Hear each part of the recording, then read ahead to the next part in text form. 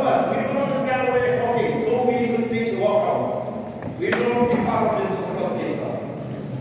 And those who feel insulted, they will stay in the seats. This is a controlling person.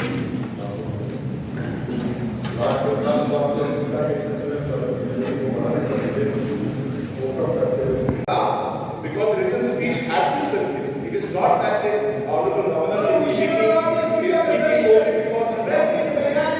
He is able to read Hindi, he is not able to read English, and that's the limitation that is there. There is no reason that he should be able to issue.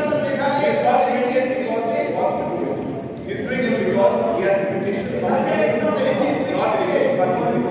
And therefore the written speech has to be circulated as per the rules stated. And hence, as it is correct, this is very, very sad to see that disrespect that is being done.